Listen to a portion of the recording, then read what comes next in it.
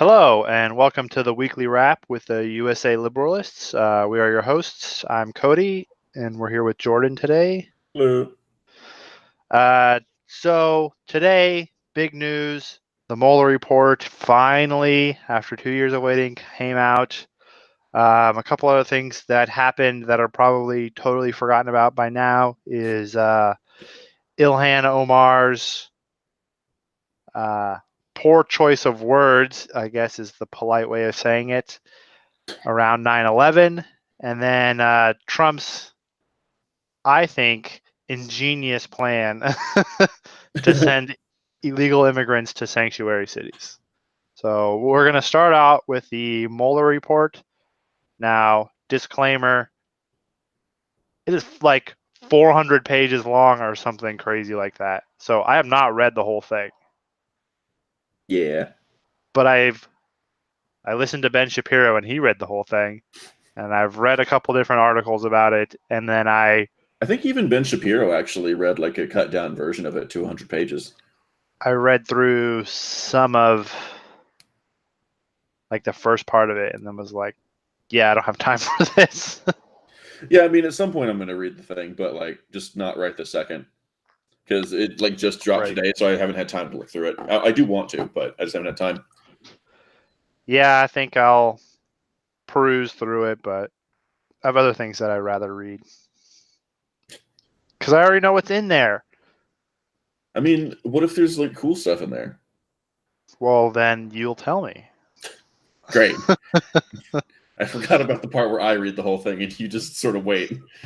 Yeah, that's how this works. All right, whatever. That's fine. Look, I trust you, and if you read it, I trust you to tell me the truth about it. So, all right, I suppose that's fair. Yeah. So basically, what do you think was how on a scale of 1 to 10, how do you feel about the media's handling of the report getting released? Well, what is a 10? Is a 10 hilarious? No, a 10 would be like they reported everything super accurately and just stuck to the facts and didn't really go off into their own tangents. They made some observations and then just moved on. I'd give them like maybe a 4, 3 or 4. If we remove like Fox News from it, because I think they pretty much got it right, which I never fucking thought I'd say, but whatever. I think they pretty much had it right. And if we just remove them from the equation, I'd give the collective media a -2. Right. So, it's more confirmation bias stuff. Like, holy shit. I've seen like I thought I saw some like weird fucking articles when Trump was elected. Holy shit. Like we're going like all of the conspiracy theorists on the left are just fucking spilling out into the streets. Not literally, but you know what I mean. Like they're just going everywhere. Fucking Mueller was a Russian asset this whole time. Trump fucking bought Russia 10 years ago. Or bought Russia. Fucking bought Mueller, not Russia. God damn it. Anyway, you get the point. Like just going all over the place with it where it's like Mueller's an asset. Mueller's been compromised. His team, bunch of fucking Trump shills this whole time. Well, this is what the fuck is happening? This is the pattern we've seen from those on the left, those in the Democratic Party and on the left more broadly, is that they're so confident that they're right. Like with the election, it was, well, you have to accept the results of the election. You can't throw a tantrum when you lose. Like when Hillary gets elected, you got to accept the results because there's no way that anyone can meddle in our election enough to change the results. And then Hillary lost, and then they started rioting in the streets and destroying stuff and then saying our elections were tampered with. We need to start an investigation into this. This is the same pattern, right? It's not. I love this. Like I don't even like Trump that much because I find the man annoying, but like that doesn't really have anything to do with the fact that he drives all the right people straight up the wall. Right. It's fucking incredible. If we just put Trump in a box somewhere where the only people that can hear what he's saying are these fucking left-wing loonies, Perfect president. Perfect president. We'll just holy shit. Turn off Twitter. I mean, yes, but I mean, again, it spills out. But you know what I mean? Right, like, right. Fuck's sake. They've gone completely bonkers with it. Like, seriously, legit. They've lost their fucking minds. Put them in like implying they hadn't years ago. It's just every time this happens and they just keep losing and keep losing and keep fucking up and they keep going harder into it. And it's like, guys, at some point, you're going to have to realize that the rest of us have already seen this for what it is. You guys fucked up. Like, at this point, you know what? It's okay, bro. I won't even hold that far against you. Just shut the fuck up, please. Right, calm down. Not the end of the world. You fucked up. Let it go. You don't even have to admit it. Just shut the fuck up. Yeah, just let it go. Admit that you don't know. I won't even make you admit it. If you would just at least admit that we don't know for sure. That, I'd be okay with. Like, and I think a lot of people, if you can get them one-on-one where there's nobody else around, right? They will probably admit that to you. A lot of the pride goes away there. But the problem is with these public figures, they keep pushing this, and so I don't know. It's like team sports, sort of version of politics. Look, when we're talking about Republicans and Democrats, it's obviously team sports. Right. If we're talking like, what's it called? The actual politicians, it's absolutely team sports because they have to. It's part of winning. So, Yeah, and that's the part of politics I don't like so much. But with the Mueller Report, I was reading the New York Times. Oh, good. I had like a free article left, so I read it. The failing New York Times. I'm not paying for that shit. Come on. No, there's other ways to read free New York Times articles anyway. Yeah, I'll have to. I haven't figured that out yet. I can point you in the right direction, but we can talk about that later. Mostly because I'm lazy about it. So they said, quote, in his news conference on Thursday morning, Mr. Barr at times sounded like a defense lawyer, making no criticism of the president and instead offering an understanding interpretation of actions that Mr. Trump's critics have said amounted to obstruction of justice. So that's not news, that's opinion. And this was a news article. Because like it says, at times sounded like that's an opinion. He sounded like a defense lawyer. It's not he was a defense lawyer. And then it sounds like from this paragraph they had in the article, it sounded like they were upset that he didn't criticize Trump enough. Mm-hmm. And have you ever read the Gulag Archipelago? I've read some of it. I've never finished it, but I've read some of it. Yeah, there's a part in there. It's like, it's describing a certain crime, and the crime is like failure to denounce, something like that. And it's somebody commits a crime against the party, and the people who know them don't denounce them hard enough, and so they go to jail too, essentially. And that's kind of what this feels like to me. I could see it, yeah. He didn't, Mr. Barr didn't denounce Trump at all or enough, and so therefore he's bad.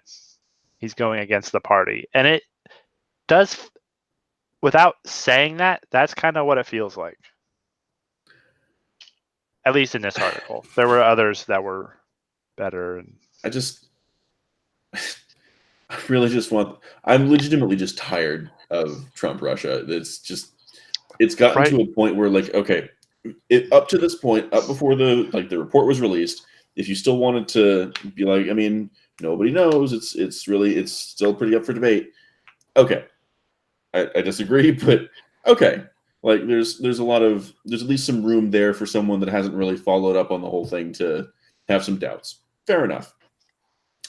At this point, especially for these people that are like news junkies, they're constantly reading the news, going through the news, figuring out what's going on, or trying to the best of their limited fucking ability. Yeah, like if you're still on the whole Trump Russia thing after all this, with the report comes out twice. First, when fucking Barr is like, "Hey guys, I read the report. There's not a whole lot to report." And even before this, remember when they were like downplaying it, when they were just going through and being like, you should expect the Mueller report to be uneventful. Remember that? Yeah, I do. A few weeks before now.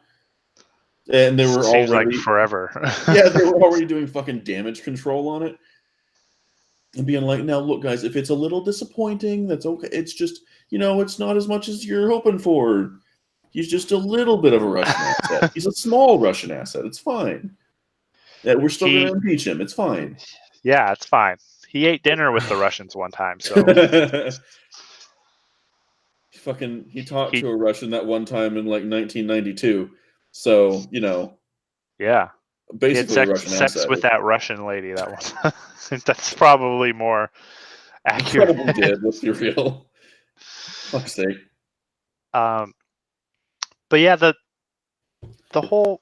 I am tired of the Trump Russia thing, but I think that is.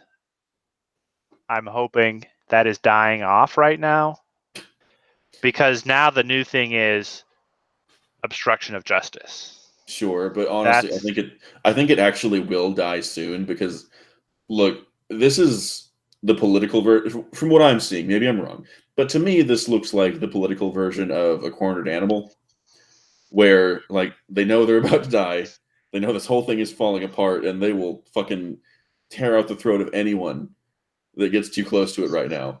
And it's just a defense mechanism. I think they're burning the candle at both ends, and eventually it's just going to burn up, and nobody's going to be listening anymore. They're just going to be sort of standing there, just like the fucking birthers were back with Obama, when everyone is claiming he was like a secret Kenyan Manchurian Muslim candidate. It's going to come in here and hand over the country to the ISIS Brotherhood of Muslims, of axis of evil. Fucking CARE is going to be running the country, like Saddam Hussein, and that the prince from Saudi Arabia that no one can ever remember his fucking name because he's an ugly bastard. Yeah, I remember. I remember it was the fucking Democrat dumb version of that. It really is, and it's fucking just like, dude, it's not true. Shut the fuck up. Well, like, as somebody who has been a conservative or a Republican, more or less, mostly all of his life, the whole birther thing, for me anyway, like at first you're like... I do actually kind of want to get the conservative take on the whole birther thing, because I was on the liberal side laughing at this shit. You want, like, I understand, like, wanting to believe it, but then, like, the thing that fixed that for me is, like, I said something about it to somebody, and they just looked at me like, you're so stupid. And I was like, huh. And so I, like, thought about it, and then I was like, well, no, like, he shouldn't have to produce his birth certificate unless, it's required to be president. Like, it's not a it's just like the whole taxes thing too with Trump. Realistically speaking, not to spend too much time on the birther thing, because I think at this point pretty much everyone knows Obama's American. Let's move on. Right. Well, yeah, who cares now anyway? Even if he wasn't. Yeah, I mean, at this point, it doesn't even matter. He can go be a secret Muslim all he wants at this point. Like, he's not president anymore. So yeah. Where were I going with that? I was telling you the conservative take on the birther thing. Right. Moving on. Yeah, Yeah, it was just silly. Like, the whole, like, you want to believe it, so I can understand why people on the left want to believe the Trump Russia stuff, but like at some point, man, you got to wake up and smell the coffee. Maybe that's it, because I got to admit, usually when I talk to like my more liberally minded friends, whenever they tell me something that's just completely off the wall, you're kind of right, actually. If you just give them a look like, really? What the fuck You're are you going with talking about? that? Seriously, like this doesn't. Do you have any idea from how many angles none of what you're saying just doesn't make any sense? Just from just a Right. consistency standpoint, this doesn't make sense. Right. Well, and they keep with the Trump Russia thing. They keep moving the goalpost around, and it's like, Well, I mean, of course they do, because you know like from politicians, of course they're going to. It's the team politics. It's Democrats versus Republicans. We're on different teams with slightly different goals. So from them, I expect it. But from the people that aren't literal politicians in the DNC, that's where I start. I don't know. Maybe I just don't mind it as much from the politicians because I know they're doing it 100%. Because of course they are. They're politicians. I expect them to be scumbags. But everybody else, I'm just fucking disappointed, I guess. Yeah, the regular people who are supposed to be educated and somewhat, man, and somewhat rational. Yeah, okay. Well, people rational have. My ass. I think the average person has enough rationality to survive. But I don't know, and with the internet, it's like hard to believe that still.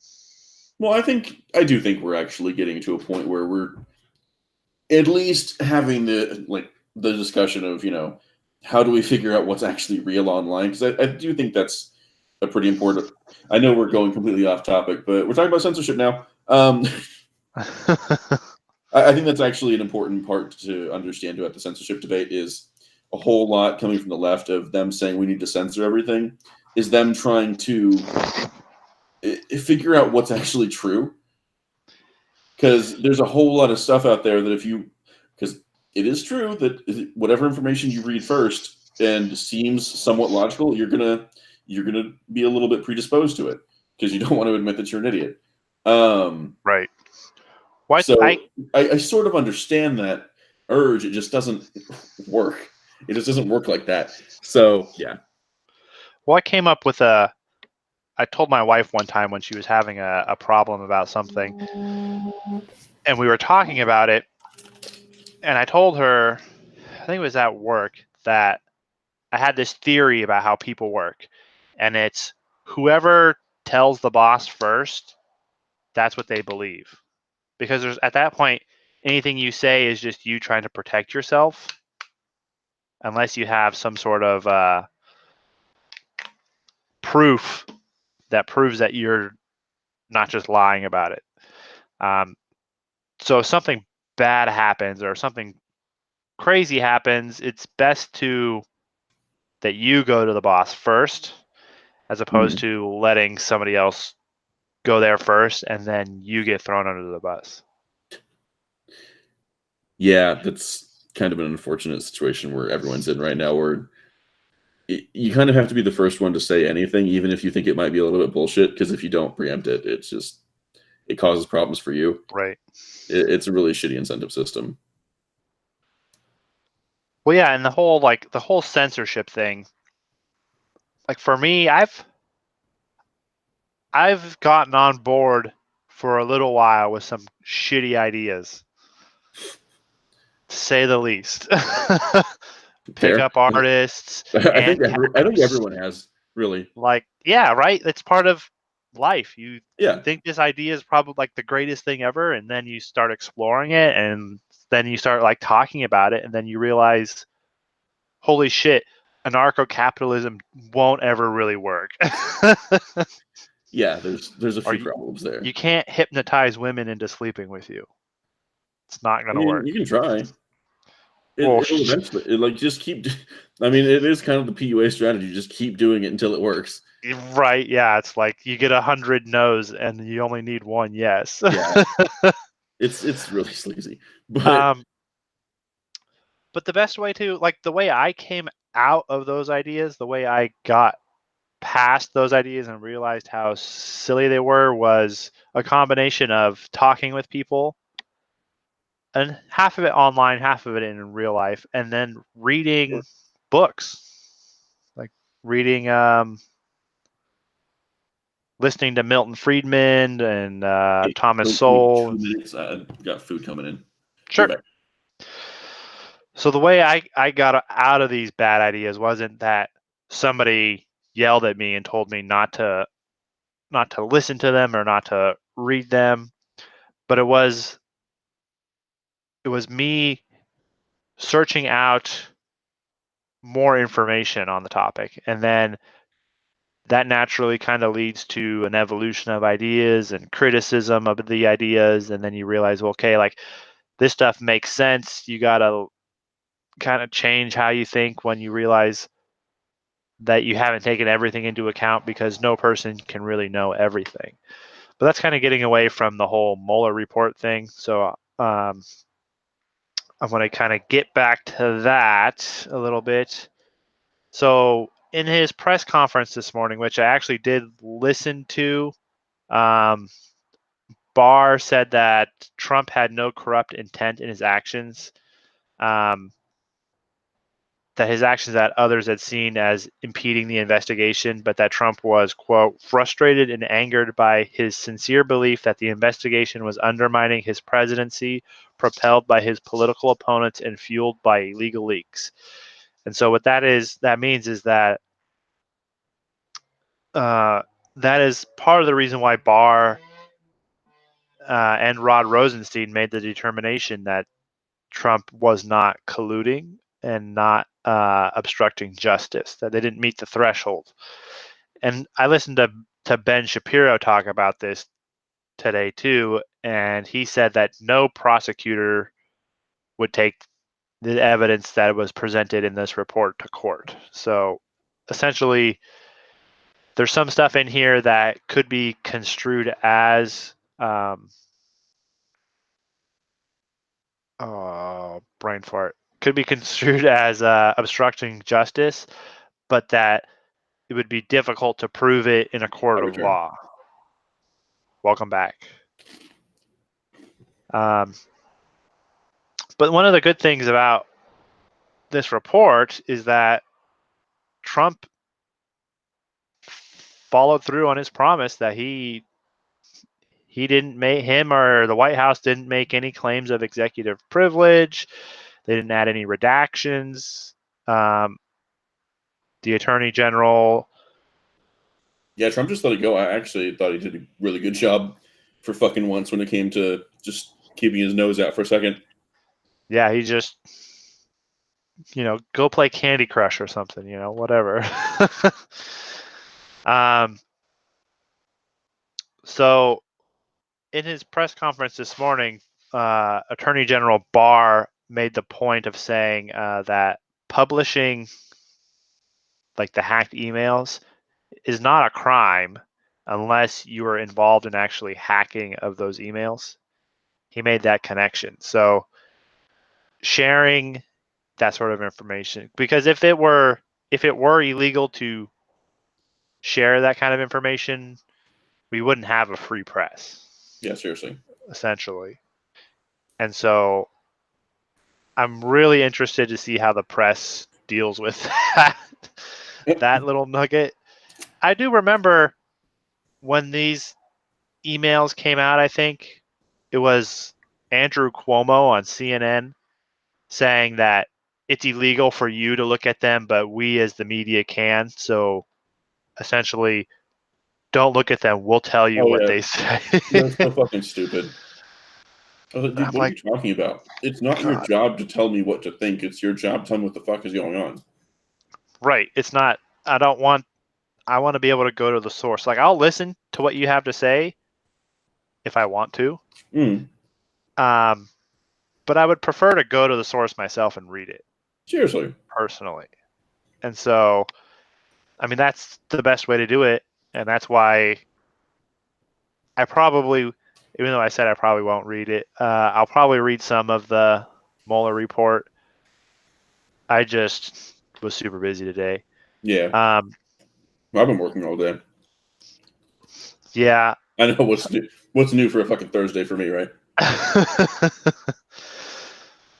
Well, yeah, I had a bunch of stuff at work. Normally, I can get a little time to read some stuff, but sure, today was actually super busy. Oh yeah. But Trump tweeted out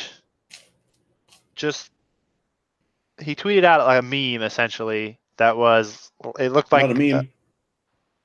Anything but a meme. Right? How dare he? That's how you know he's Hitler. He tweeted out a meme. I think Hitler would be a shitlord. I think Hitler would probably be an SJW. Yeah, he definitely would be. Dude, Hitler got such a fucking stick up his ass. He would definitely be an SJW. There's no way he'd be down for meme culture. Right? He would not. Way too high strung. He would not let you make fun of him at all. Not a bit. Dude, I think Trump kind of likes it. I think Trump actually understands memes. I do. Well, and the thing with Trump is, remember the whole Kofefe? Yeah. Like, he played that, I think, perfectly. He tweeted out something dumb. Except for that weird video that he made with everybody being like, "Oh, Kofefe." Fucking the Yanny video too. Oh yeah, Yanny or Laurel. Yeah. Yeah, that was a little. You're all fucking insane. That was a little cringy, but the whole Kofefe thing, he's just enjoy. That's what he said. Enjoy what that is, have fun with it. It's funny. Yeah, that's seriously. And to me, that like you said, I'm not a super fan of Trump. I'm a Republican. Sure. I don't believe he's not my, he's not the God Emperor. I don't believe in that sort of. Tell the Italians that. Holy shit. Oh, right. That was hilarious. That was the best. Awesome. I want to put. Can we get that? I want that in the White House. I want that to be a statue in the White House, please. Maybe not in the White House, but let's no, have it. Let's have it at the Macy Day parade in New York City. I want it to be Trump's addition to the White House, because I'm pretty sure, don't most presidents get to add at least a few things to the White House? It's a permanent fixture or something. Oh, I have no idea. I know they get a library or something. I thought that was some sort of tradition. Maybe I'm an idiot. I don't know. Maybe. I'm not up on that. But anyway, Trump tweeted this this meme that it looked like a Game of Thrones meme. Oh, I saw that, the no collusion meme. Yeah, it had him looking off into these misty clouds, and it said, "No collusion, no obstruction for the haters and radical left Democrats. Game over." Dude, I seriously should have said winter is here. Winter is coming, but it's April. It would have been oh yeah, he totally should have done that, because then Snopes would be fact check, lie. It's not true. It's April. It's actually spring. Spring started 3 months, or spring started 4 weeks ago. Make Trump, you fucking idiot. We give Trump 20 million Pinocchios on this one. God, what an idiot. What the fuck is wrong with our fact-checking agencies? Holy shit. Did you see Snopes did a fact-check thing on a Babylon Bee article? That's awesome. It was the article where it said that Alexandria Ocasio-Cortez was on The Price is Right, and she guessed free for everything. That's obviously a joke. And they fact-checked that and said she was never on The Price is Right. So that was real.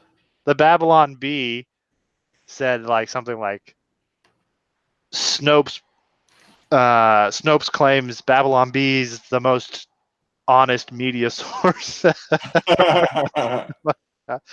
I love the Babylon Bee, man. They're just having a good time with it. They're a good laugh every time they come up. They're spot on. Seriously. Every now and then I think of an idea and I'm just man, that would make a good Babylon Bee article. I need to write for the Babylon Bee. You can submit stuff for them, I think. Right. Should do it, man. We're going to put in all kinds of great articles over the Babylon Bee. That's how we're going to spread our influence. Well, they're way more popular than my blog, so Fair enough. I get like 70 views on an article, maybe. Hey, that's okay. Because pretty soon we're gonna be writing awesome articles for the Babylon Bee. True articles. There you go. Real journalism. Truth journalism. Well, I'm waiting for like the Facebook memories to come up in like 2 years of these Babylon Bee parodies and being like, holy shit, this actually happened.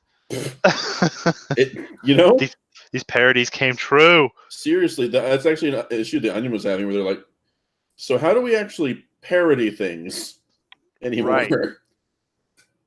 That happened Everything to me. You say sounds fucking prophetic at this point. I wrote a joke article about something, and I posted it to my blog. It was about gun control, and it was a kid was showing a photo of his. He took a photo of a photo, and the photo that he took the picture of was his grandfather, who was in World War II, and he had a gun, and he was showing the photo on his phone of the photo to his friends at school, and they put the school in lockdown and suspended him. Mm-hmm. And then, things like that actually happened. Like a kid got suspended for biting his Pop-Tart into the shape of a gun. And I forgot about that stupid and like it started happening, and I was like, holy shit, I wrote this thing like 2 years ago. Dude, no, hold on. I want you to try and imagine something. What's it like being the parent of the kid that got sent home because he turned his Pop-Tart into a little gun? I'd be proud. I'm like, that's my boy. I'd just be sitting there so fucking confused. Like, really? You're wasting my time because he bit a Pop-Tart?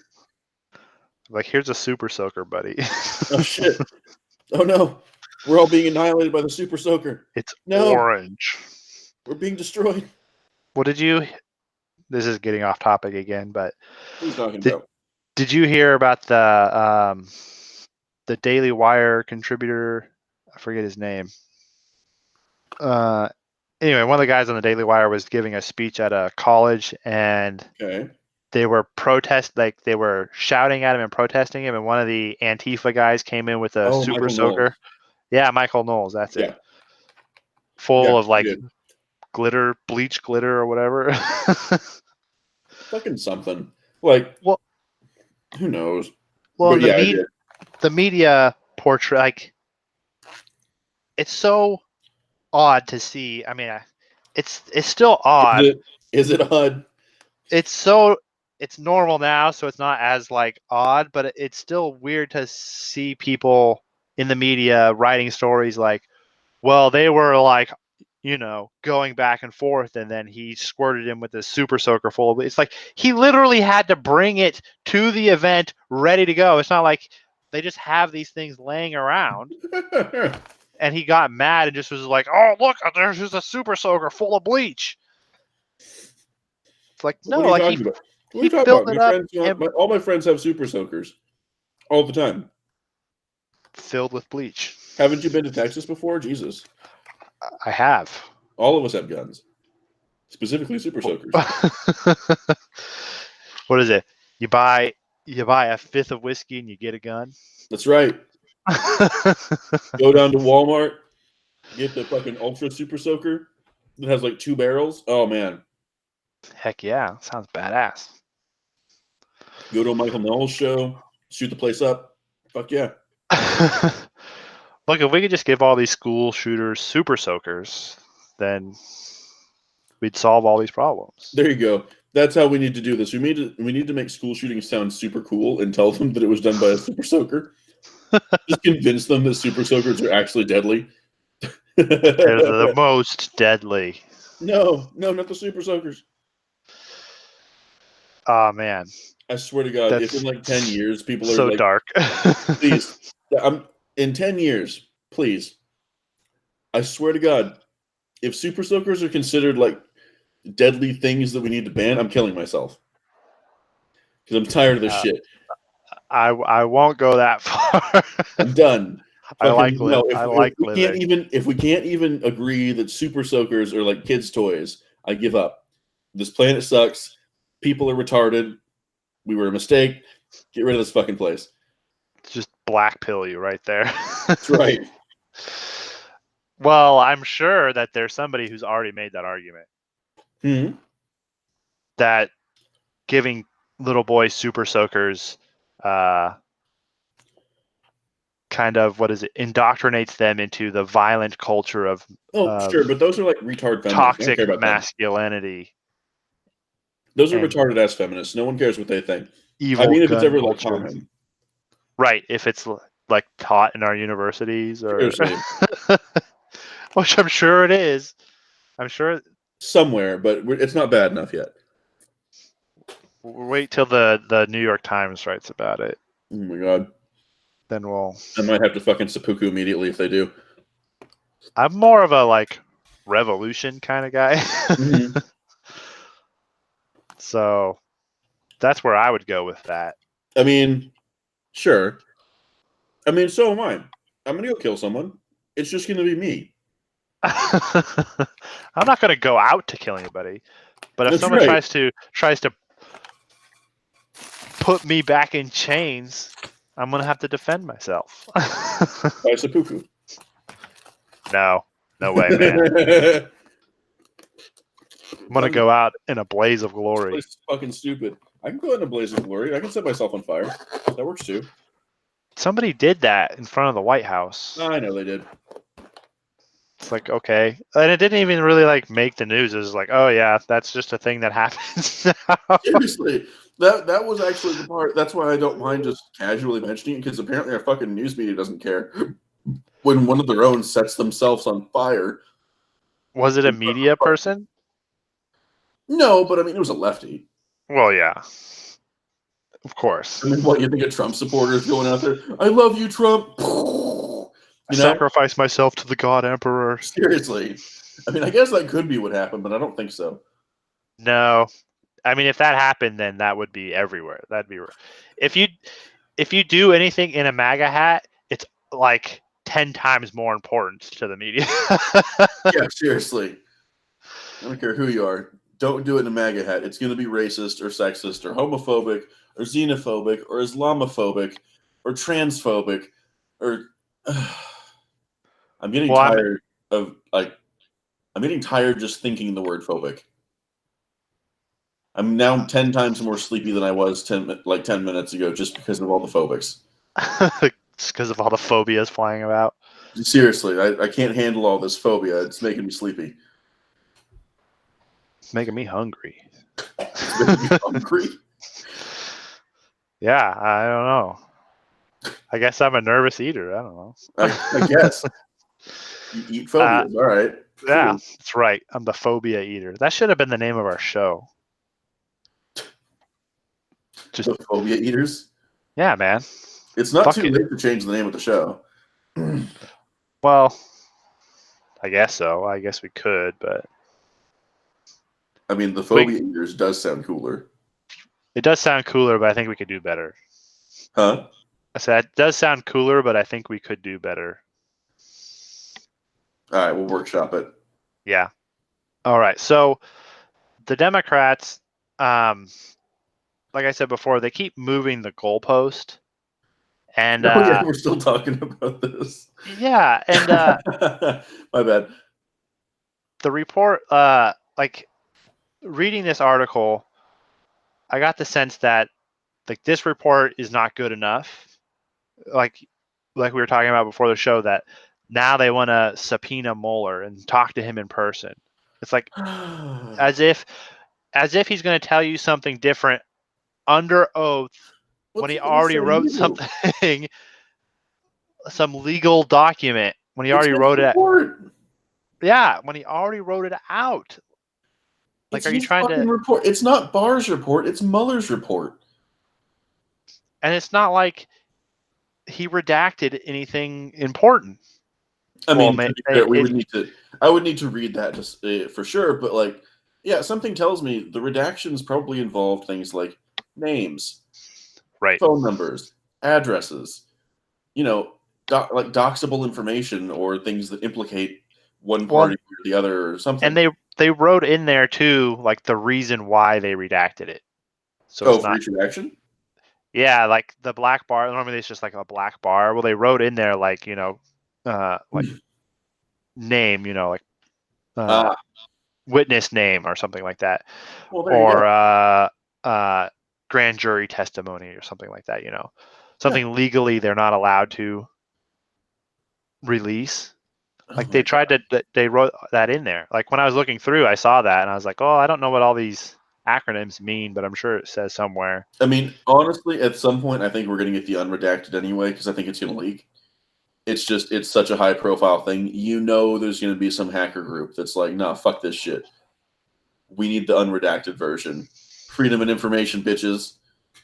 Well, I would feel bad for the people who are going to be harassed and targeted. Oh yeah, no, this is actually if that happens. No, that release is actually probably going to be quite bad because there's going to be a lot of people that are not going to be pleased their name is out there. I'll put it that way.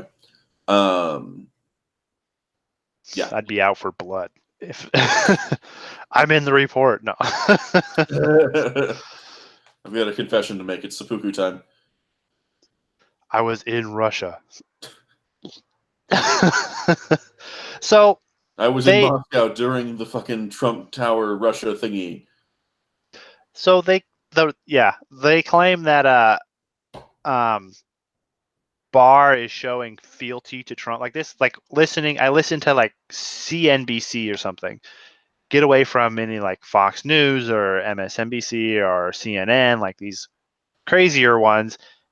Not that they were much better, but they were like trying to say that Attorney General Barr is showing his fealty to Trump, and they claim that the Attorney General is acting as the personal attorney and publicist for the President of the United States. But I remember Eric Holder, the Attorney General, saying that he was the wingman of Barack Obama. Yeah, I remember him saying that. Yeah, he did, and no one cared at the time because these people don't actually care about these things. They just don't like Trump. Right. Like, seriously, there comes a point where can we just openly say that these people don't actually give a shit about these issues? It's all about the conclusion. Well, it's all about power. That's what it is. Because that's the postmodernist view of the world. Yeah, actually, sadly, maybe.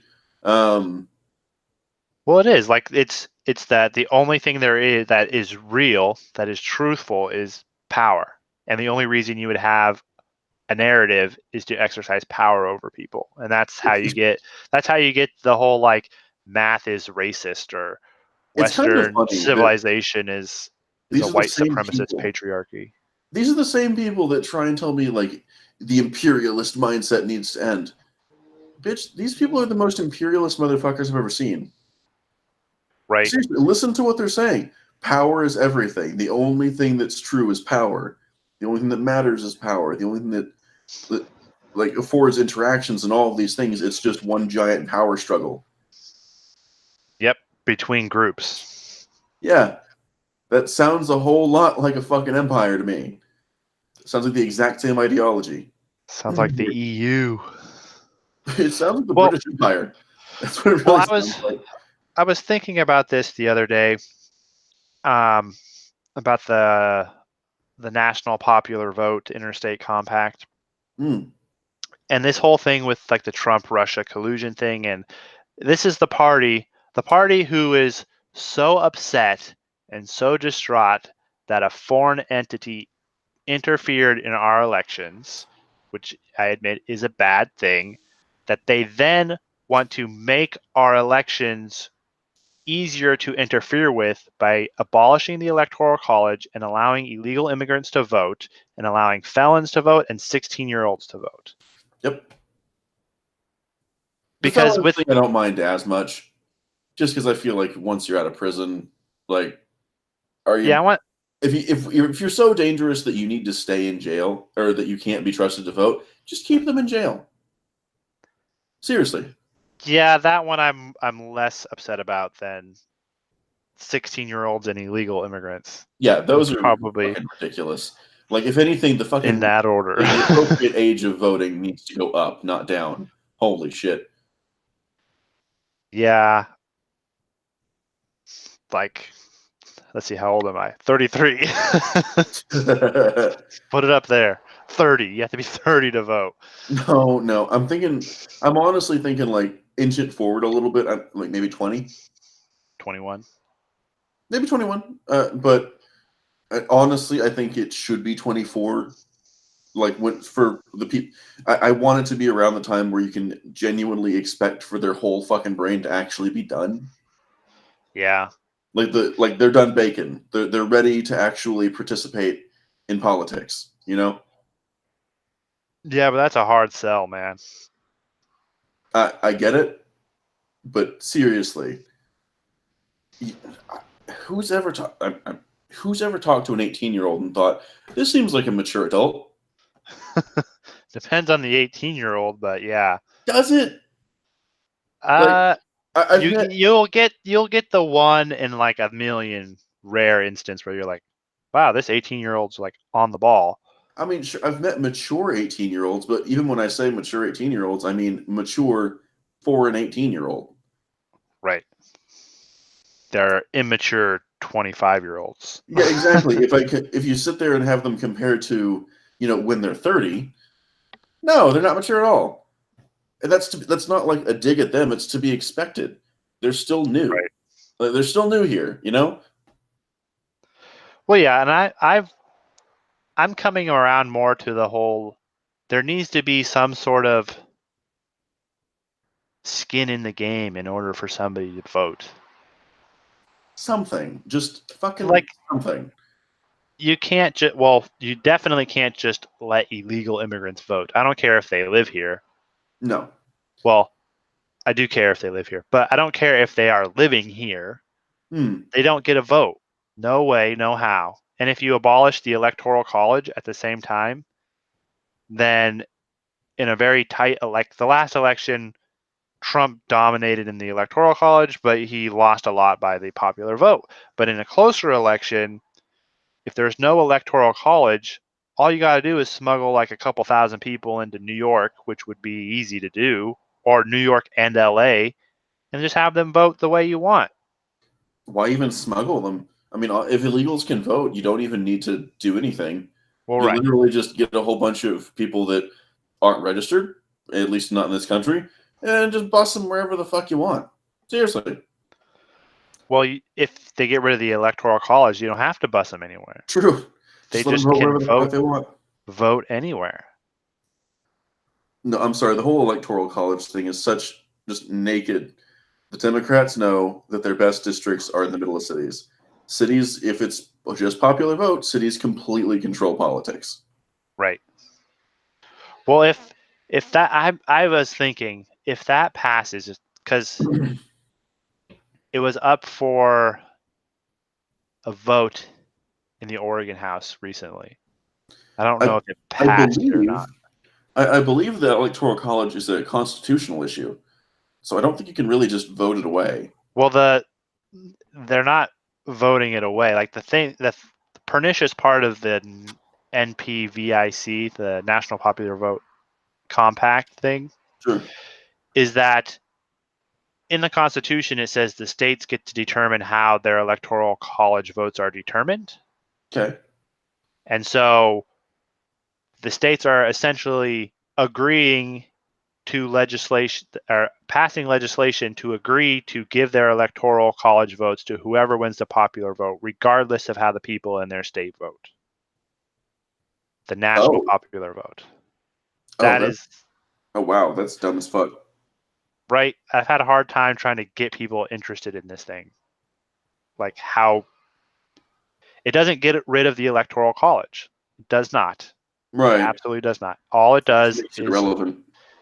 Right. And that's why if it passes, all a foreign entity would have to do is put a couple thousand votes here, and all those they just have to put in enough votes to get the popular vote, and then all those states' electoral votes will go to the popular vote. It doesn't matter where they are. Crying about it, like we've always known this has been going on for a long time. Yeah, seriously, this is not some new thing that we just found out about yesterday. The popular vote is not how the president gets determined. It hasn't been for a long fucking time. Well, the compact thing has been going on for a long, like before Trump. This has been a long time, a lot of work. Gotcha. That makes sense. Like, it's basically people that want direct democracy but can't get it because we have protections against their bullshit. Yeah, and I don't know if it could be challenged in a court of law, like proven unconstitutional, or because the states. I mean, it's clearly intended to undermine the Electoral College, so I think it could at least be challenged. Whether or not it would be deemed unconstitutional, I don't know. Yeah, there's a good chance. I'd say it's a coin flip chance, honestly. Right. Well, and then with that, I've been thinking, like I try to think about the bad things in life, and it help like not like dwell on them, but I try to think, like Jordan Peterson said, like know what are you going to do at your father's funeral, essentially. Okay. Because at some point we all die, and not thinking about what you're going to do just means that you'll be a useless lump in the corner sobbing the whole time and no comfort or help to anybody. Right. And so I've tried to think, okay, how am I going to act when a bad thing happens? And this is one of those things where it's like, if this passes, if this subverts the Electoral College, and we don't ever have another, like we essentially have a one-party system at that point, what is the proper reaction or response to that sort of thing? And I haven't figured that out yet. But I mean, Mexico's pretty this time of year. Yeah, Canada, no. Mexico, no. I mean, Canada's actually okay. They seem to be getting it sorted out. They can get rid of Trudeau. It seems like they want to, from what I understand. Yeah, he's having a hard time of it. His polls are not looking good. I mean, really, let's be honest. The only reason he's even in office is A, because he's the son of an actual popular Trudeau, and he's a pretty boy. Right. So, yeah. He wrote in on as it is, being pretty does actually matter in politics. Yeah. And I don't know what my response would be. Like, I oppose it, and I'm doing everything I can as an individual to oppose it, like talking to my elected officials and emailing them and calling them. But sure, what do you do at that point? What do the people of Montana do? Right, and what do the people of Oregon? What do the people of Oregon do? And how long should they put up with that? Not having a voice in their federal government. I've never really thought about it before. Right. It's I don't want to be hyperbolic about it, because I think this is a serious problem or a serious issue. Sure. I don't want to be like, oh, revolution, ha ha ha. Because to me, that would honestly be a legitimate response at some level. I'm not promoting it. I'm not saying that's the best response or that's immediately where all of that should go, but I'm saying that it might be an option at some point. I mean, the country was founded on the idea that it would become corrupt at some point. Yeah, that human beings, that individuals have a right to abolish a government if it becomes odious to their something, and put another government in place that's more to their liking, I guess, I suppose. Something like that. Yeah, man, that's heavy topic, dude.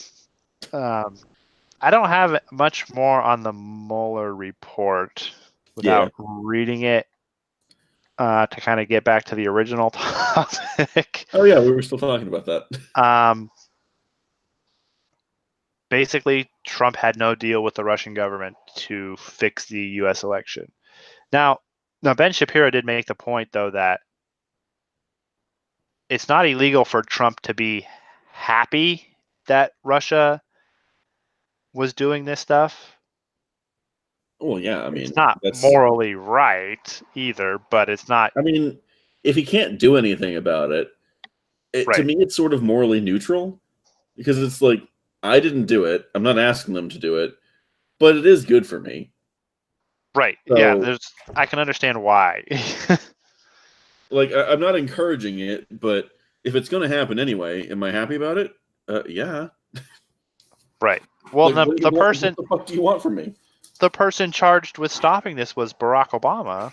He was in office at the time, Seriously. and his FBI and CIA. No, wait, we can't blame Obama for anything with his fucking scandal. Fucking, this is what I heard from Joy Reid. Obama's scandal-free presidency, and I'm even me because I supported Obama. I'm just sitting there like, I heard that from my sister. What the fuck? Scandal-free? They called him Obama. The left called him Obama. Right. For a fucking reason. Because he was sending out drone strikes that were killing fucking children. U.S. citizens. Yeah, U.S. citizens, children, and over in Syria, fucking just killing a lot of people. The Fast and the Furious scandal, the IRS shutting down conservative nonprofits. Yeah, that thing where his, like you said earlier, the attorney general claiming to be his wingman. At the time, that was, at least on the right-wing circles, that was a scandal. Right. There were Benghazi. Yeah, Benghazi. Benghazi, man. It was that video. That was more of a Hillary thing, really, but...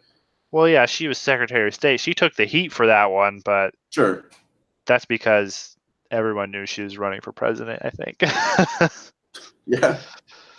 So they wanted to give her a little parting gift so that they could use it against her in the election, I think. But yeah, he was still president. Like, it was still the Iran nuclear deal and all that. There were so many. Not to mention, even back then, it was selling to the Saudis. The whole, like, having the CIA and the DOJ played both sides of the fence when it comes to the rebels and the Syrian dictator. Yeah, or telling killing Gaddafi. Mm-hmm. Or telling he was talking to the Russians and saying something like, well, I'll have more flexibility after the election, something like that. Right. Which the idea of it being like, even if we thought Obama was some amazing president that did a great job, everyone's gonna fuck up. Right. Why does he why would he even need to be scandal free? No one's fucking perfect, dude. Like, scandal free? Really? How stupid would you have to believe that? Yeah, he wasn't scandal free. No offense to your sister, to be clear, but well, she's very young. Like, okay. She's been indoctrinated by the school. Like, the funny thing was, we were at like a memorial service for my grandma at the time, so I wasn't going to get into it. Plus, I was leaving at the time when I heard her say it. But like, her boyfriend and my father, not the same person. Gross. So her boyfriend. I wasn't going there, but all right. And my father. My dad, I don't know if he's a conservative or not, but I think he leans that way right now, but he's more of a centrist, probably. Sure. He does. I don't think he really cares too much about politics, but he pays a little bit. And her boyfriend is definitely like more of a conservative Republican guy. And he was just like, and I'm like, man, like, that's your girlfriend. You gotta deal with it. Like, you're both in like middle school. Like, come on. They're in middle school and talking about this shit? Dude, it's all over. What the fuck? They start getting them early. Dude, when I was in middle school, I didn't know I didn't barely understand politics. I was like working on science projects. Well, school isn't for education; it's for indoctrination anymore. Jesus Christ! I'm interested to see how the school system's working when I have children. Like, I'm going to those fucking PTA meetings. I'm going to every single one. I'm going to like the school board meetings. I'm going, man. Like, I'm not gonna let my kid be indoctrinated into some BS just because some teacher has a hard on for socialism. It's not gonna happen. Yeah. Well, I mean, all the teachers have to do is just teach their subject. Seriously. Right. It's not that hard. Well, my wife and I already plan on teaching our kid to read before school and teaching him Spanish, hopefully. Also a good idea, yeah. So, teach him to read better and to write and do arithmetic. Like, that's it, man. It's really all you need to do. I don't need the ideological indoctrination. I don't need you to teach my kid about gay rights. Seriously. Like, yeah. Gay people have the same rights as everybody else. That's enough. All right. They don't need special rights. Well, I was even talking to someone earlier today, and I was like, it's really telling where we are. We're like a decade ago, it was all about gay marriage and rights and all this stuff. And nowadays, the arch-villain of the LGBTQIAP, whatever, plus movement. LMNOP. Yeah. I think I said it right. No, I added the P at the end. Oh, fuck. No, never mind. Strike the P. They hate those guys. That's for pedophiles. I struck it before anyone fucking clips that shit out. Anyway, their like ultimate nemesis right now is a fucking chicken shop. Oh yeah. It's fucking Chick-fil-A. The Jesus sandwich. When Chick-fil-A is your fucking arch nemesis, you officially have no problems. Yeah. I'm letting you know. First world problems, man. Seriously, you're doing fine. Chick-fil-A is the fucking arch enemy of the gay community. Really. And it's not like Chick-fil-A is like going out attacking LGBT people. Chick-fil-A is literally sitting there like just eating the punches, the haymakers being like, can we please stop? They're just making chicken. It was like the owner or the founder or somebody who was like, I don't like gay marriage. I oppose it. And it's burn it down. It was several years ago. It was his money on his time. He did not connect it to Chick-fil-A. It's just that he works for Chick-fil-A and he's like a high-up member. So it's like Chick-fil-A is anti-gay. And I'm like, but no, they're not. And their chicken's delicious. So either homophobia is one of the ingredients or you guys are idiots. In that case, they need to keep it. No.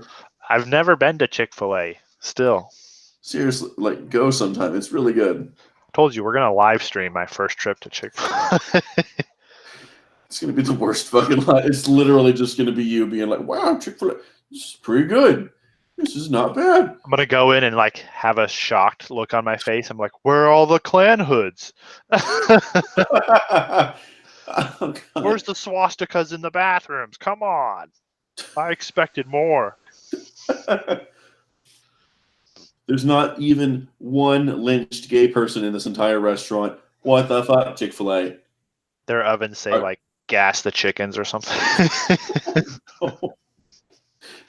Oh, that just got even darker. All right. That's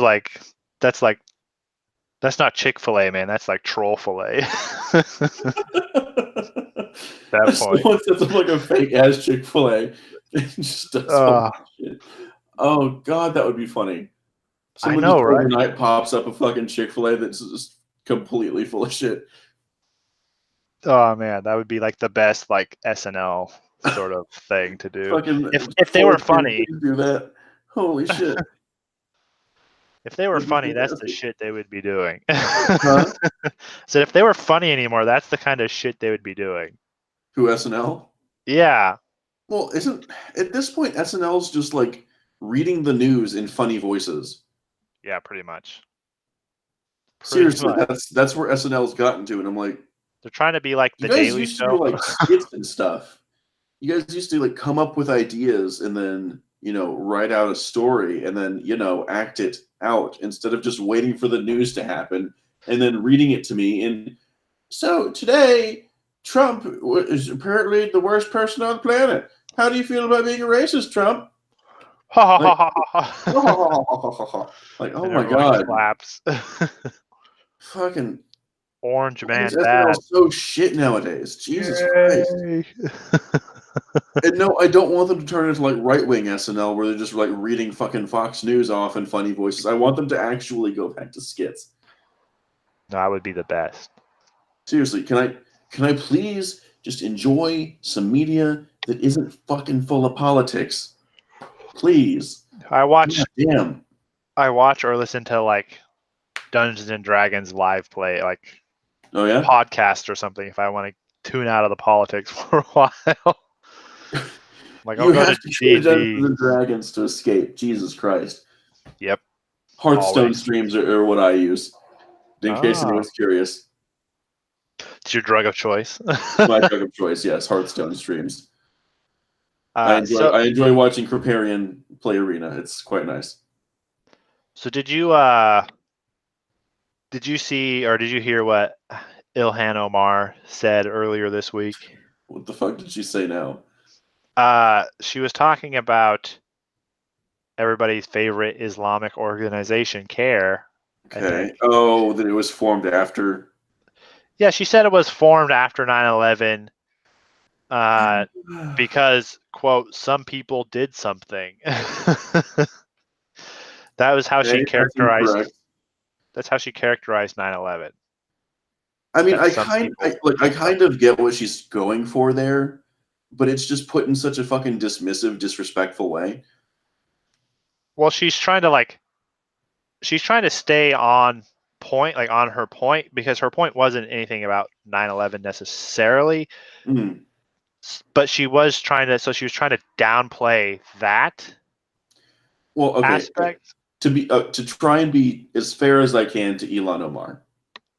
I think what she was trying to say with some people did something was very poorly put, but what she was going for was, yes, Muslims did it, but it's not like we're all sitting there cheering it on, like most Muslims are just at home, eat a sandwich. They were. I saw them.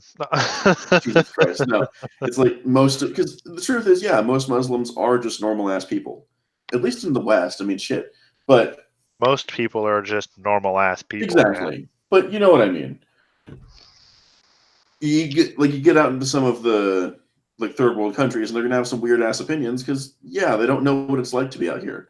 They don't get it, which is fine. Well, I always go back to that Ben Shapiro video that he did about the Pew Research about ideas that Muslims have, and they say things like homosexuality should be outlawed and people who commit adultery should be stoned or something like that. Oh yeah, no, they've got some like ultra super mega ultra conservative views in a lot of these countries. That's not even like conservative, American conservative.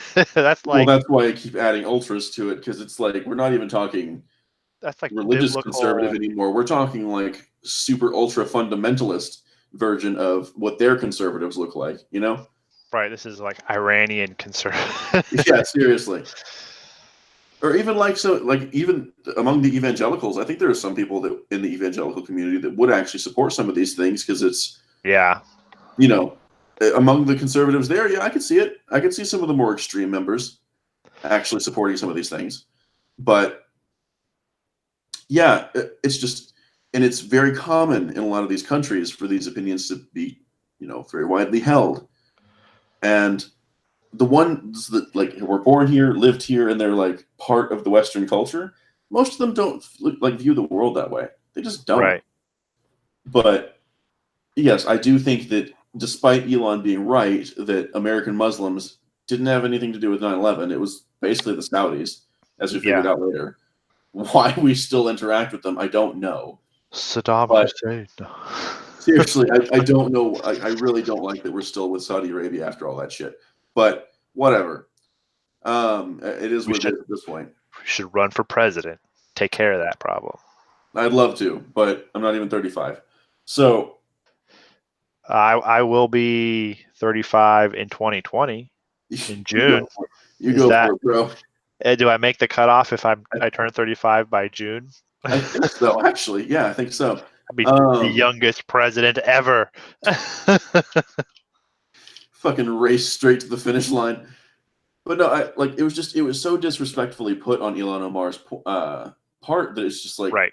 It makes it really hard to defend you because you just made it sound like you just don't give a shit about 9/11, sort of like I'm tired of hearing about 9/11 sort of attitude. Well, and it's if this were the first time something like this had happened, it would be, you could be more generous about it, but it's not. I'm trying to be generous, but yeah. Right. Like I wasn't as, I guess, offended as everybody else was. Like I don't, like I can be upset about it, but I'm not like saying, well, she should be censored. And I didn't hear that either from the majority of, I mean, you're going to get some people who probably said it, but from any of like the mainstream conservative or Republican commentators, none of them were saying she needs to be censored. But like, oh yeah, what about this article I found on the Daily Stormer, the most mainstream of conservative outlets?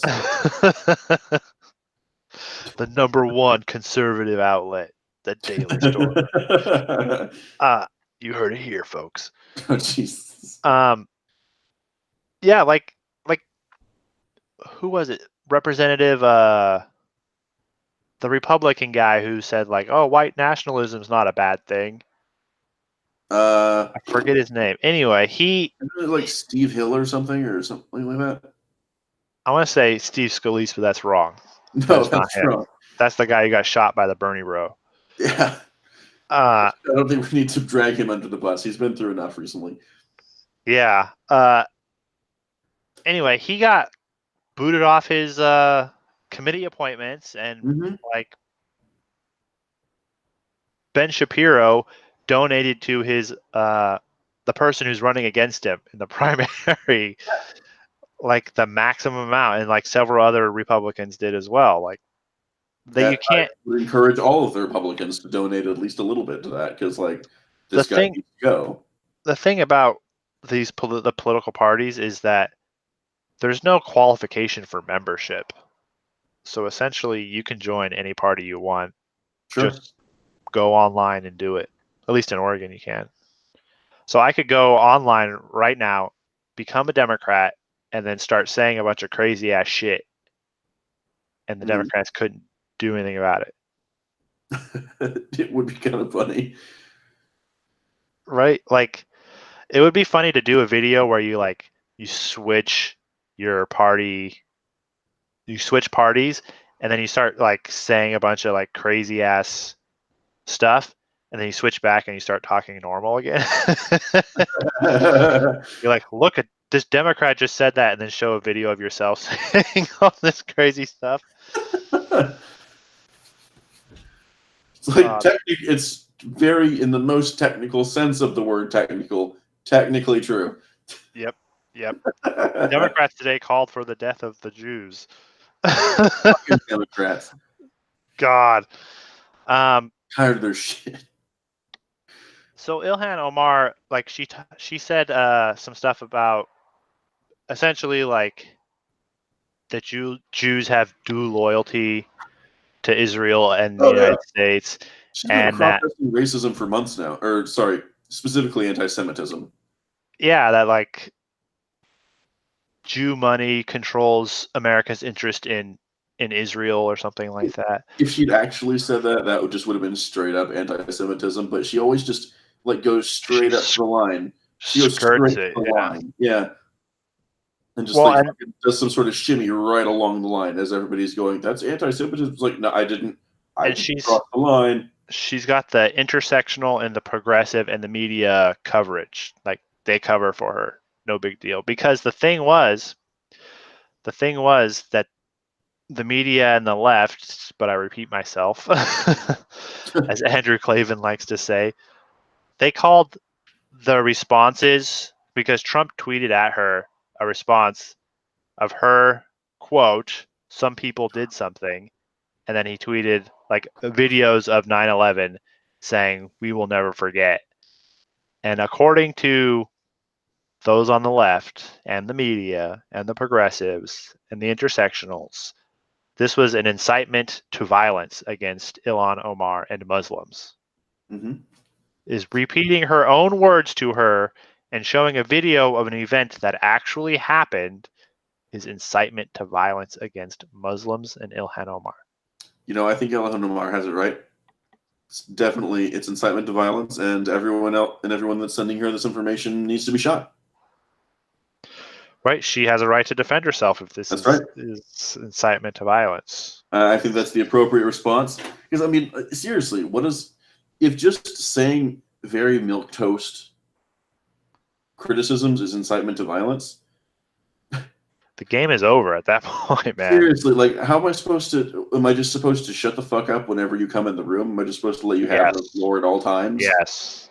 And never say anything while the fucking vaunted POC woman. Why does it even matter that she's a fucking person of color? She's not even from here. I hate that phrase so much. She's from here. From Somalia. Like, why the fuck would it even matter if she's a person of color? People of color that come from other countries do fucking great. They have no legacy of American slavery. Yeah, it's not like the fucking American, African Americans that have systemic issues here. She's not from here. She didn't grow up in that. She's not part of that. She doesn't get the same cred. Sorry. Right. No, she's some woman that came with a presumably at least reasonably well-off family, well off enough they could come here and get her into this position that she's in. Right, where she doesn't have to have a job. Seriously, yeah. I would love to be more privileged than I am. I would love to go to more political events and. Yeah, seriously, that'd be great. I gotta fucking put food on the table, man. Fucking jobs. I'm tired of them. Gotta pay mortgage and taxes. I'm gonna vote AOC into president so I don't have to have a job. More taxes. I was talking to our maintenance supervisor today at work. Him and his brother and a couple other people, like 3 or 4 other people. They moved to the United States from Russia. Okay. And they're older than I am, so they were living there while it was the Soviet Union. Okay. And he was telling me that he couldn't, like, everyone believed in God, but if you say that you believed in God, then you would go to jail. That if they know that you believe in God, they put a mark on your record and you can't, like, enter the Komsomol, which is like the junior party or whatever. Okay. Like all these crazy things that, like, if you say one thing bad about the government, then you go to jail. But that people could get into fights on the street, beat the shit out of each other, beat the shit out of other people. The police will come and just break it up and they won't go to jail. Yeah. But if you badmouth the party, off to the gulag. Well, I mean, it's a pretty similar thing that we see in China nowadays. Like, honestly, in China, as long as you don't bother the party, you can do pretty much whatever you want. You have freedom as long as you bend the knee. Yeah. It's a really weird situation where China is just, in a lot of ways, a very open country, except in some of the most important ways. Right. Well, yeah, you can't have more than one child or something. Didn't they get rid of that? They got rid of that because it was destroying their country. So right. Yeah. Well, yeah, I heard an argument for that, like why that is such a terrible idea, because if you can only have one child, from a biological perspective, it makes more sense to have a boy, because men can impregnate multiple women where women can only have one kid at a time, essentially, from like a biological essentialist point of view. I mean, that's one way of looking at it, but there's also the fact that if you're going from trying to perpetuate the species thing, then you would actually want a woman if there's only one child available, because at least you can actually have a child. Well, no, you want to propagate your genes the most, and who's going to spread your genes more? A woman who can only have one child at a time, or a man who can have like 12 children at once with 12 different women. I mean, that's not going to happen, but no. Well, what is it like? On average, you have more female ancestors than male ancestors because men either have 2 or 0 children, and women on average have 1. Sure. Like, man, I feel bad for those guys who don't have any. Well, I mean, it was like a 60% failure rate for men and a 20% failure rate for women. Yeah. And I'm just sitting there like, oh yeah, tell me more about how fucking oppressed you guys are. Shut the fuck up. Super oppressed. Yeah, with Illhan Omar, like even AOC got into it on her behalf and was like, this isn't entitled. Like the whole thing is. Sorry. God bless you. That's so weird for me to say. No, down here it's not. I told you that, right? That when I was in Texas, when somebody sneezed, they would say "God bless you," but in Oregon they just say like "bless you" or "Gesundheit." Well, yeah. We don't say God. Can't. Well, yeah, you guys are godless heathens. It's okay. Well, yeah, that's a fact. Welcome to Texas. We got culture here, manners. We have God. God is a Texan. That's right. God is a Texan. Fuck y'all. Just because we never get off topic on this show. I've been watching King of the Hill. Okay, exactly how far off topic are we going right now? No, I was watching one episode and somebody came to Texas from Boston, and he wanted like the Texas experience, and so Hank bought like a cowboy hat, and cowboy boots and spurs, and took him to like a strip club where former Dallas Cowboy cheerleaders work, like all the stuff that he doesn't normally do and doesn't like it's not him. He was doing all this stuff because this guy believes that this is how Texas is, and he was trying to make a sale, and it was just, dude, Texas sounds awesome if it's like Hank Hill's version of this. Well, I mean, we're awesome anyway, but like his version of it sounds fucking great. Well, Hank Hill's version is like he wears just like a white T-shirt or like a blue jeans, glasses, work boots, just like a regular blue collar, white collar, employee. Sure. But the other guy was like wanting to get into bar fights and everything. He wanted a 6-shooter, and he wanted to see oil rigs and all this stuff. And it's like, Texas is a huge state. Like, there's a lot of different stuff going on in Texas. Seriously, yeah. Dude, we're like 3 states, or maybe even 4 states, just mashed together. Yeah, pretty much. Seriously. You should split into 4 states, then we'd have more conservative representation in the House. What's your own fucking state, Texas? I would love to. Trust me. Let's cut Oregon right in half. Don't touch my fucking state. But I'd be on the wrong half, though. Damn it. Yeah, you would. I'd have to move. Move into Eastern Oregon. Move into conservative Oregon. Yeah, move into conservative Oregon. Fuck this shit. I want to live under a Republican form of government, not a mob rule form of government. This place fucking sucks. Fuck Portland. So, I also talking about how much Oregon sucks. Oh God, we are a sanctuary state. Uh-huh. And did you hear that about it leaked out, but then Trump kind of like doubled down Oh, on this is actually on topic. Holy shit! All right, cool. the idea. Yeah, I'm not. Last week was the Oregon episode. We'll stay away from the Oregon so much. Fucking yeah, it was. Mostly Portland, but anyway, a glimpse into progressive insanity for those of you who listen to this show. Don't let yourself be Portland. But Trump said that he wanted to send illegal aliens to sanctuary cities.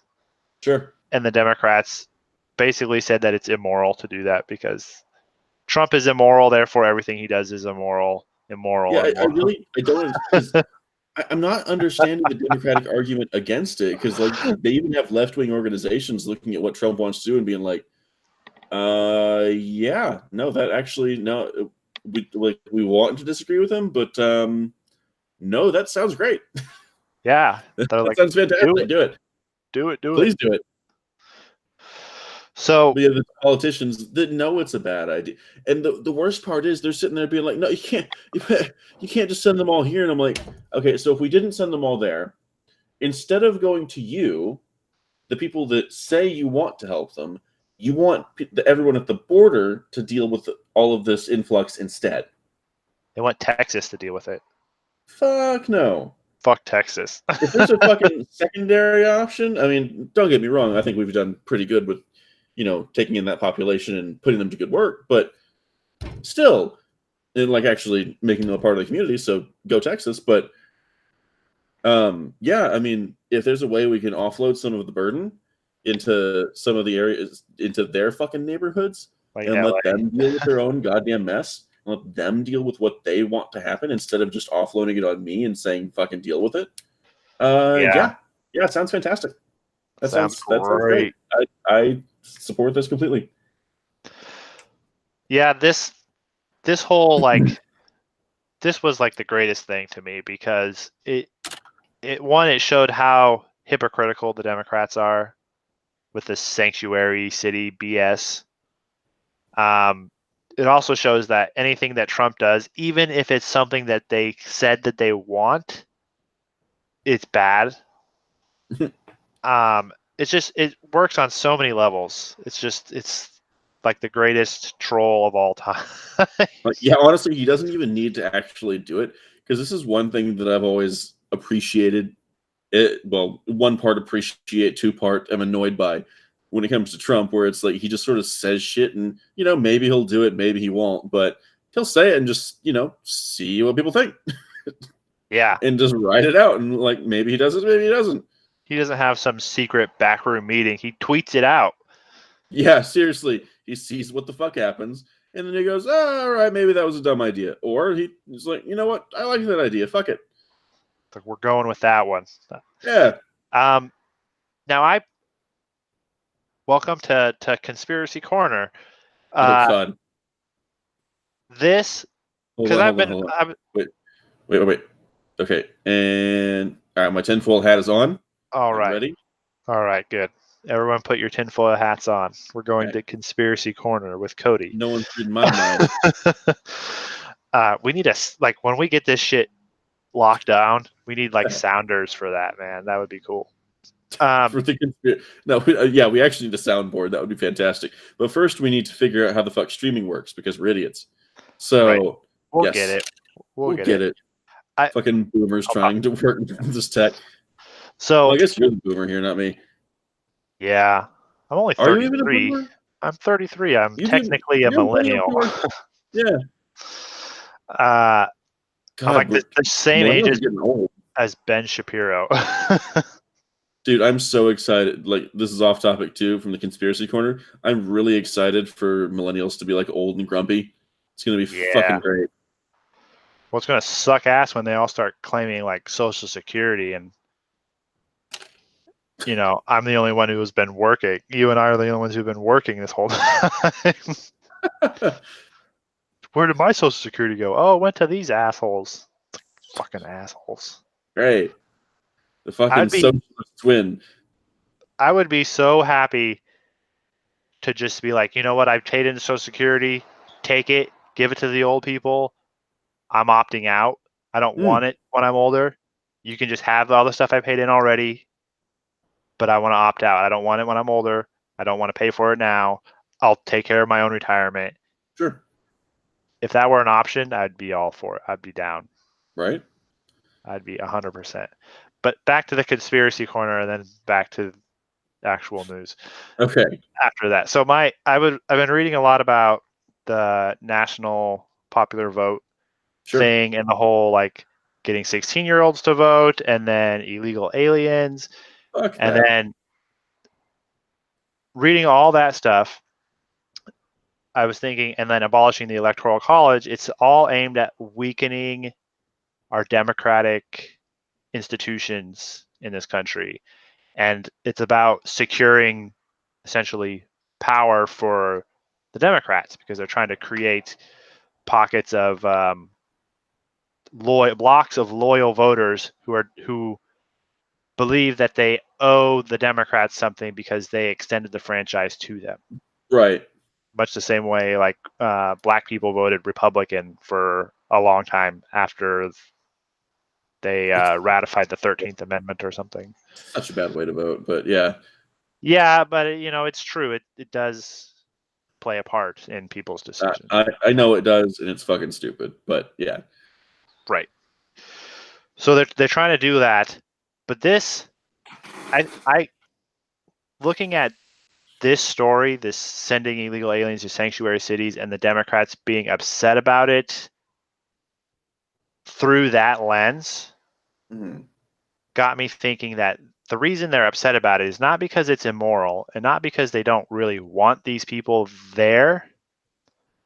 It's that they want them to go into Texas and other red states. So when they do extend the vote to them, they flip those states blue, or at least parts of them Democrat. Maybe. Although, from experience, that would be like a Game of Thrones epic tier level. I mean, it wouldn't surprise me if the Democrats have some complex plan in play, but I mean, the truth is, it just doesn't work like that. Because from experience in Texas, the truth is, you get like the first wave that they're the most conservative, but they're also the most likely to vote Democrat because it serves their interests. You get the second generation that comes in that will also vote Democrat because their parents are like super hardcore and they're a little bit less conservative. You get the third generation that is even less conservative, but they are much more likely to vote, Republican because they're not feeling that, they don't feel the same loyalty to it. It's their grandparents' party at that point. Right. That's something grandma does. Ugh. Yeah, well, I mean, it's not even that, but it's like they're making their own decisions. It's not identity based anymore. It's I came here, my parents worked really hard, they succeeded, they made something of themselves. Now I'm doing okay because Hispanics do have a good work ethic. Their culture does have a very strong work ethic involved. So they come here, they work hard, they tend to succeed. They tend to do okay. Because that's how it works. You work hard in this country, you do okay. And you get down to the third generation that's looking at all this shit and being like, dude, this is a bunch of horse shit. I'm not gonna just vote for you because you did my grandparents a favor. Right. Like, you seem to have forgotten which generation I am, Yeah, and that's why this was a conspiracy. No, I know, but it's sort of like it's a very common, I wouldn't say misconception, but poorly understood idea that Hispanic voters are just like basically Democratic bloc. It's just not that simple. No, yeah, I get that. Like, I think, like you said, the new, that's why like the illegal immigrants, they're the new people, and the Democrats are like, well, yeah, they're going to vote for us, so let's get these people in where we want them to go so that we can then win this election. But they're thinking more of the immediate, as opposed to 3 generations down the road, because they'll all be dead by then. Well, unless they're Bernie Sanders, then. But that's kind of why I'm saying I'm not that worried about illegals coming here, especially in Texas, because of the very strong Hispanic population. That like the new wave comes in, and they're going to come in like it's kind of like how I was in Alabama, where I'd occasionally get the "hello, fellow white person" moment. It would be a very similar thing where they're going to come up to you know, so another brown person would be like, "Hello, fellow Mexican. How are you? Have you voted for the Democrats today?" And they're gonna be like, "No, stupid. I'm not voting for No, I'm not a member of the KKK. the." It's a very similar situation in their communities where, like, the more conservatively minded Hispanics that don't give a shit about the Democrats, you know, playing favorites with their ancestors, which is most of them, by the way. Yeah.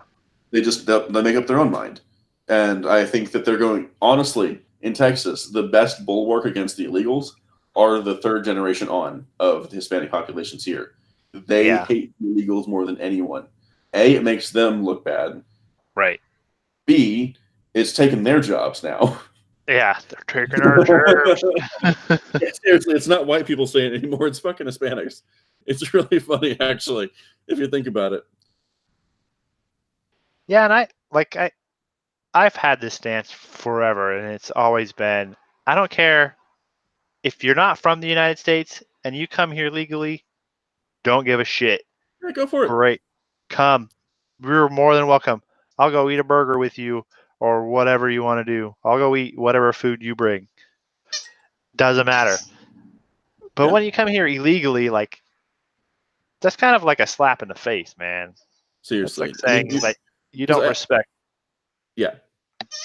I understand what people are saying, because this is an argument I used to make when people say something like, well, I mean, it's not that serious of a crime. They're literally just passing over an invisible border.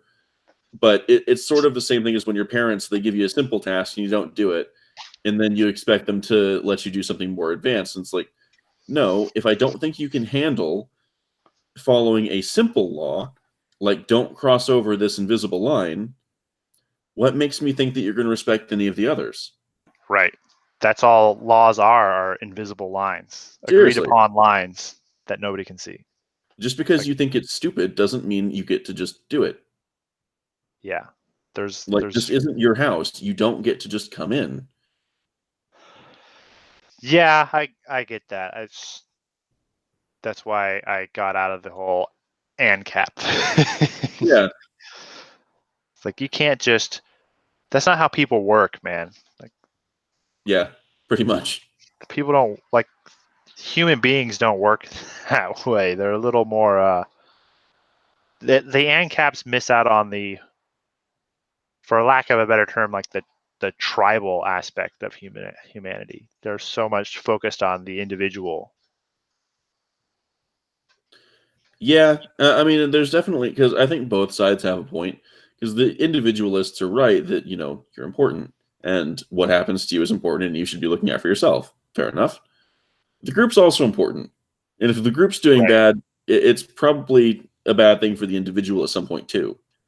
So we have to take care of both at the same time without sacrificing either, which isn't easy, but you have to figure out how to do it.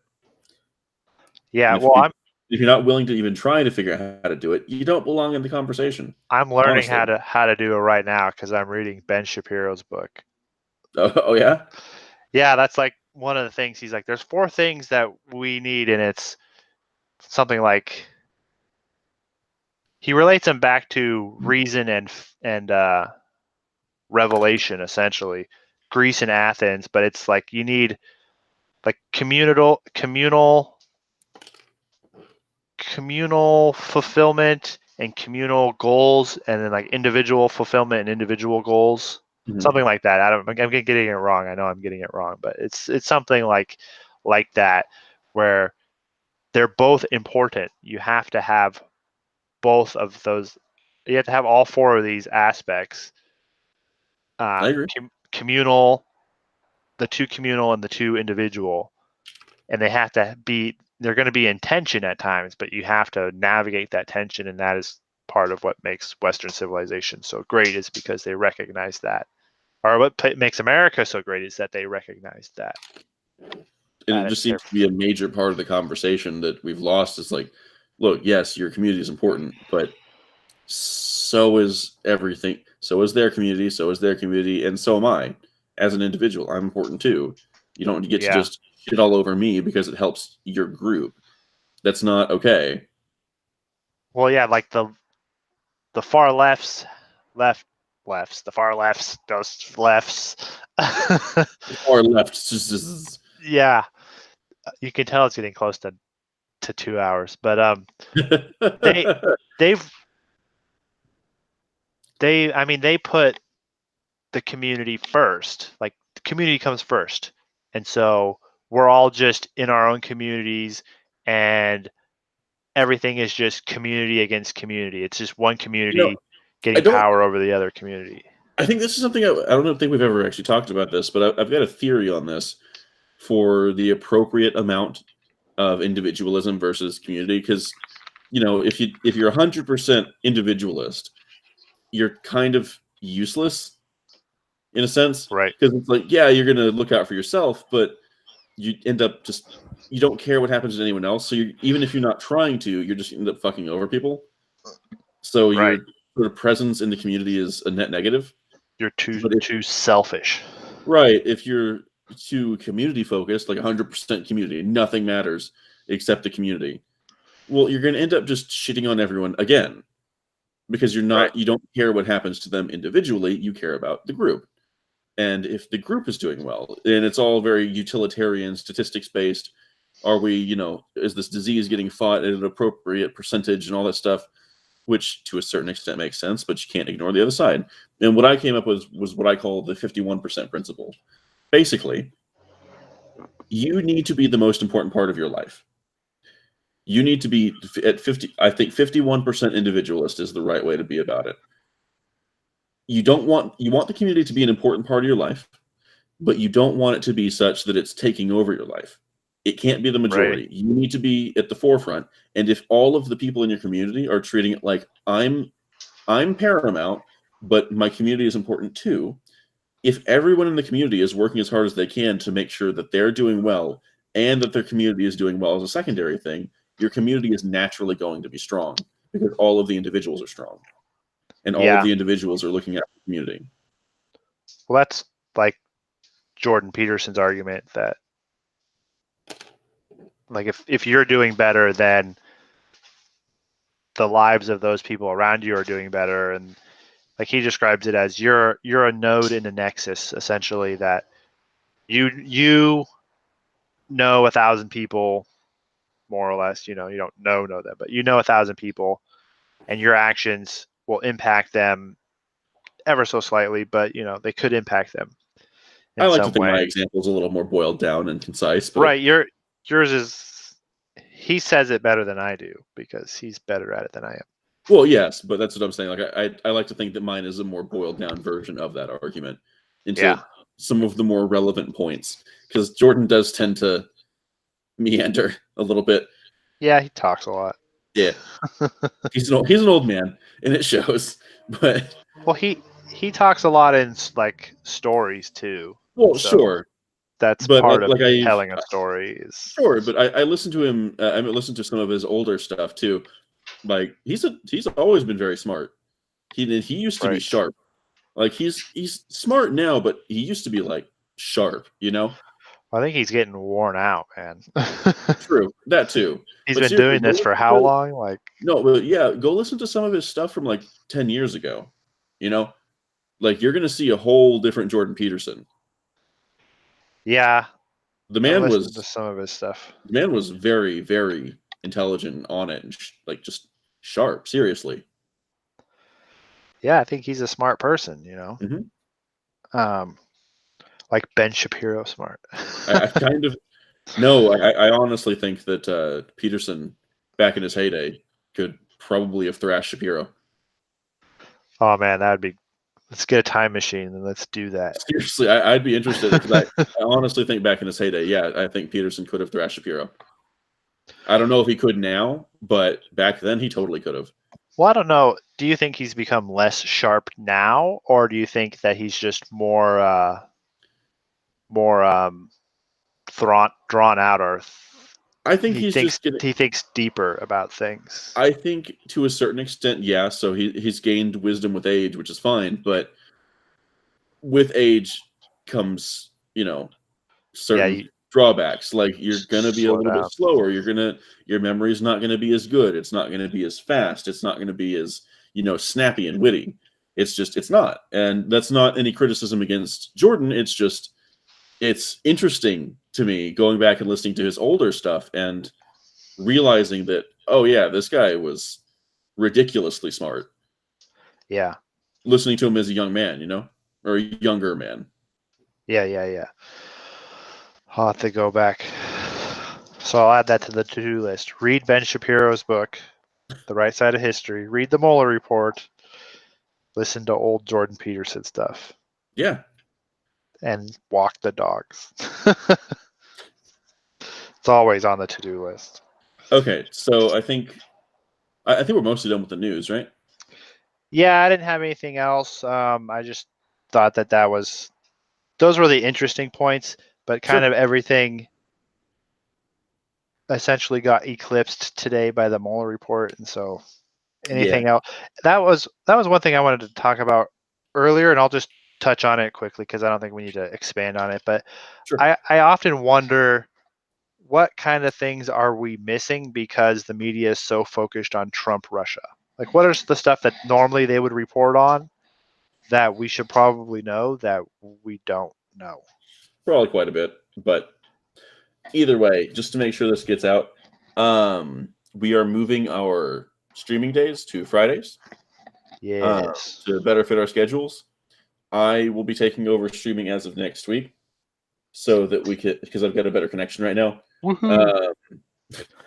I'll work on getting mine improved. Yes, like as soon as there's some complications with the account that we need to sort out that I will very much so try to have done by next week. I can help you with that too. I think. Yeah, help me with that. But anyway, get in touch with the guy. Yeah, I think that's pretty much everything. So, unless there's anything else, I think we should go ahead and sign off.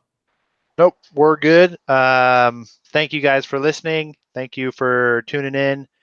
We do this stream will be Fridays now. Mm-hmm. Same time, you thinking 7? Yeah. Okay. So we'll do it next week, Friday at 7, hopefully with a cool looking format and everything. And it's going to be cool. Just getting better from there. So that's right. Thank you guys for listening to us ramble on about all sorts of different things, and hopefully you find it interesting or at least entertaining. And next week I will be live streaming my personal seppuku after I read some New York Times articles. As soon as I send him an article on how super soakers are now the tool of white supremacy. Oh God. All right, guys. Have a good weekend. We'll talk to you next week. Bye. Peace.